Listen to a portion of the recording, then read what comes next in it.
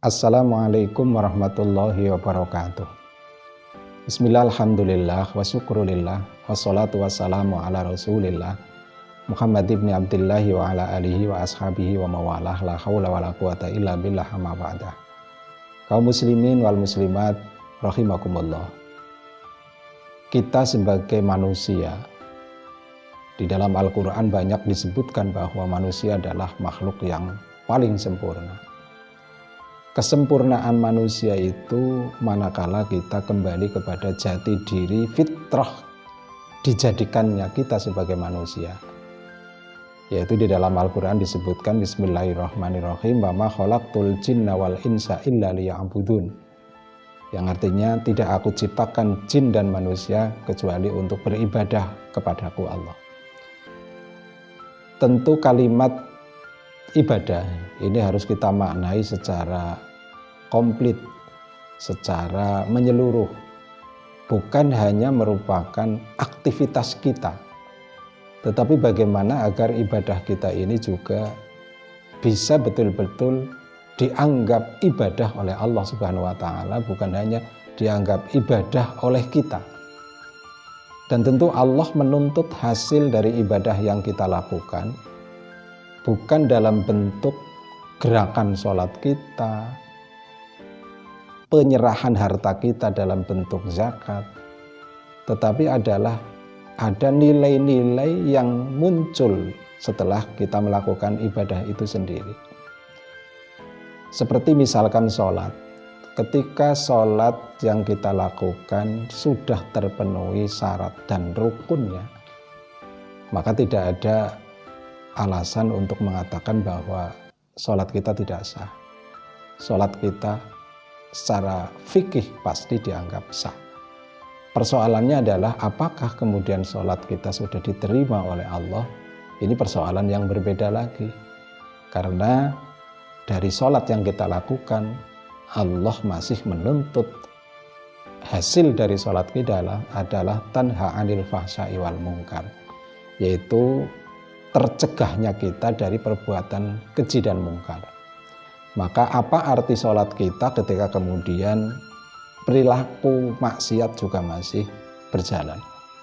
Saya sering mengistilahkan dengan istilah STMJ, sholat terus maksiat tapi jalan juga.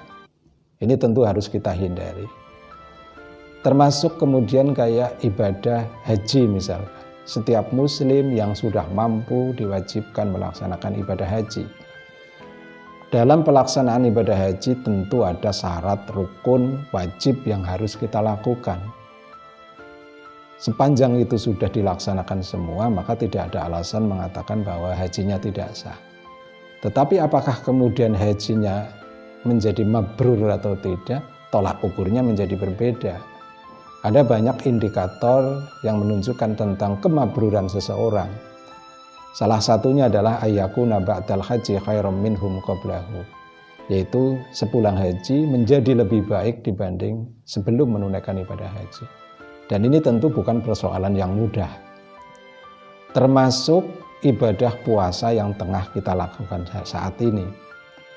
Puasa juga bukan hanya sekedar kita menghindari makan dan minum, menghindari hubungan suami istri di siang hari tentu, dan kemudian juga kita tidak melakukan hal-hal yang membatalkan puasa yang lain, tetapi tentu Allah menuntut dari kita mana buah dari ibadah puasa yang kita lakukan.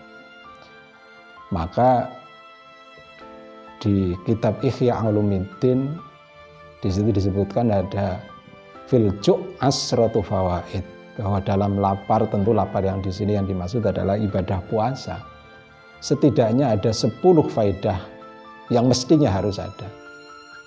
Dan salah satunya adalah dengan puasa itu kemudian kita merasakan lapar dan haus. Tadzakkur bala Allah wa adzabi. Kita menjadi ingat akan bala dari Allah. Salah satunya adalah kelaparan, kemiskinan dan sebagainya. Dan dengan puasa itu kita betul-betul merasakan kondisi di mana saat-saat tertentu kita merasakan lapar, kemudian merasakan haus, dan sebagainya. Dan hasil daripada rasa lapar dan haus ini semestinya adalah kita peduli dengan orang lain yang kelaparan dan kehausan. Artinya hasil dari ibadah puasa ini adalah kepedulian sosial. Jadi kita tidak kemudian sulit untuk bersedekah, kemudian malas untuk berbagi, tetapi hasil dari ibadah puasa adalah bukan hanya kita seharian tidak makan tidak minum, tetapi puasa ini bisa membentuk kita menjadi seorang muslim yang berkarakter peduli terhadap sesama. Dan ini adalah sebuah hasil yang sangat maksimal, hasil yang sangat baik daripada ibadah puasa yang kita lakukan. Tentu bukan hanya itu, ada 10 tadi. Ya setidaknya di situ juga ada muncul faidah taisirul muwadzabah alal ibadah. Kita menjadi lebih mudah untuk melaksanakan ibadah kepada Allah dengan puasa itu. Tentu kita merasakan bagaimana ketika kita dalam kondisi kenyang, perut ini begitu besar sehingga kita sulit untuk melakukan aktivitas ibadah. Tetapi berbeda ketika kemudian kita dalam keadaan berpuasa, tentu akan lebih mudah di dalam kita menjalankan ibadah puasa. Kaum muslimin muslimat rahimakumullah. Untuk itu puasa yang kita lakukan hari ini adalah bukan hanya sekedar kita menghindari makan dan minum, akan tetapi mari agar puasa kita ini juga bisa membentuk karakter kita sebagai seorang mukmin, seorang muslim yang betul-betul diharapkan oleh Allah Subhanahu wa taala. Bukan hanya mengharapkan, bukan hanya kita membangun hubungan baik dengan Allah dengan aktivitas ibadah kita, tetapi ibadah kita ini juga bisa membentuk kita menjadi seorang muslim, seorang mukmin yang peduli terhadap sesama.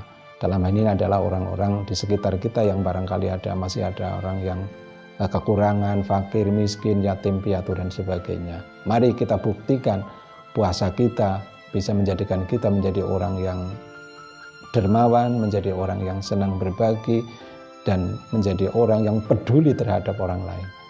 Demikian yang dapat kami sampaikan. Semoga bermanfaat. Kurang lebihnya mohon maaf. Alafu minkum wallahul muwaffiq ila aqwamit thoriq. Wassalamualaikum warahmatullahi wabarakatuh.